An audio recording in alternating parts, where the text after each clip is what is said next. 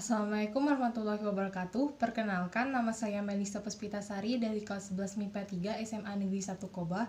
Di kesempatan kali ini, saya akan mempresentasikan hasil kerja saya mengenai materi kesetimbangan kimia. Kita mulai dari nomor 1. Zat apa saja yang terdapat di awal reaksi dan bagaimana dengan laju reaksinya? Pada awal reaksi, zat yang terdapat di dalamnya adalah zat pereaksi atau zat reaktan, yaitu gas NO2. Laju reaksi yang dihasilkan menjadi paling cepat karena tidak adanya reaksi balik yang terjadi. Nomor 2, zat apa yang berkurang selama reaksi dan bagaimana dengan laju reaksinya? Zat yang berkurang selama reaksi adalah zat pereaksi, karena nitrogen yang berikatan dengan O2 akan mengikat NO2 lainnya dan membentuk N2O4. Sehingga jumlah zat pereaksi atau reaktan akan berkurang dan laju reaksi pada arah maju akan mulai melambat, sedangkan laju reaksi balik akan meningkat. 3.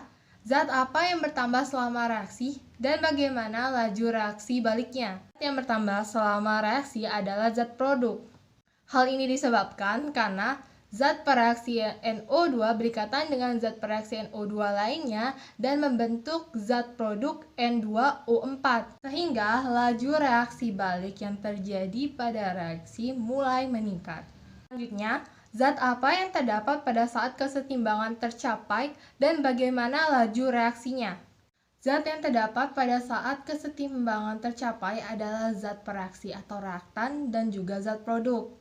Pada keadaan setimbang, reaksi maju dan reaksi balik berlangsung dengan laju yang sama atau setara. Nomor 5. Pada keadaan setimbang, apakah konsentrasi perbandingan pereaksi dan juga produk masih mengalami perubahan? Perbandingan konsentrasi antara pereaksi dan juga produk pada keadaan setimbang sudah tidak mengalami perubahan, karena jumlah zat reaktan dan juga zat produk sudah setara dan sama banyak. Hal ini menyebabkan laju reaksi dari laju maju dan juga laju balik menjadi setimbang. Kemudian nomor 6, apakah reaksi tersebut termasuk reaksi reversible? Pada keadaan setimbang, apakah reaksi tersebut tetap berlangsung? Ya. Reaksi dari gas 2NO2 menjadi gas N2O4 adalah reaksi reversible. Reaksi reversible adalah reaksi yang dapat balik atau berlangsung dua arah. Karena pada keadaan setimbang, reaksi maju dan reaksi balik berlangsung dengan laju yang sama. Pada keadaan setimbang, reaksi ini tidak akan berhenti, tetapi akan tetap berlangsung dengan laju yang sama pada dua arah yang berlawanan. Nomor 7, simpulkan apa yang dimaksud dengan kesetimbangan dinamis. Dari pertanyaan yang telah dijawab sebelumnya, dapat disimpulkan bahwa kesetimbangan dinamis adalah suatu keadaan setimbang di mana reaksi yang terjadi dapat balik atau berlangsung dua arah dengan jumlah zat pereaksi dan produk setara dan sama banyak, sehingga laju reaksi antara laju maju dan laju balik menjadi sama besar. Nomor 8, tentukan nilai kesetimbangan konsentrasi dari masing-masing reaksi berikut. Dan golongan apakah persamaan reaksi tersebut termasuk kesetimbangan homogen atau kesetimbangan heterogen? Pada kesetimbangan konsentrasi, yang kita pakai adalah zat liquid atau cair dan zat gas. Di dalam reaksi ini terdapat zat padat yaitu karbon, maka pada kesetimbangan konsentrasi kali ini tidak akan kita gunakan. Kesetimbangan konsentrasi sama dengan produk dipangkatkan dengan koefisien dibagi reaktan yang dipangkatkan dengan koefisien juga. Maka didapatkanlah hasil kesetimbangan konsentrasi adalah CO pangkat 2 dibagi CO2.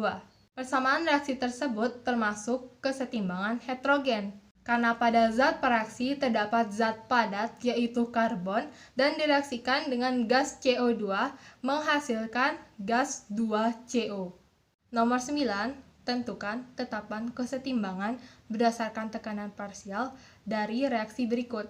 Kesetimbangan tekanan parsial sama dengan tekanan parsial produk dipangkatkan koefisien dibagi tekanan parsial reaktan dipangkatkan dengan koefisien.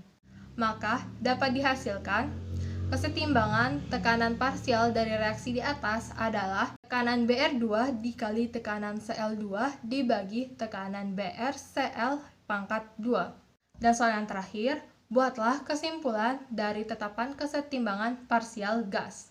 Jadi, dari latihan yang telah kita lakukan, dapat disimpulkan bahwa tetapan kesetimbangan parsial gas adalah sistem tetapan kesetimbangan yang membagi antara tekanan parsial zat produk yang dihasilkan dengan tekanan parsial dari zat pereaksi atau reaktan dan dipangkatkan dengan koefisien masing-masing dari zat pada suatu reaksi kesetimbangan.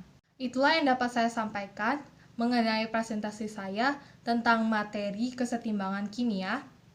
Terima kasih atas waktunya. Saya akhiri. Wassalamualaikum warahmatullahi wabarakatuh.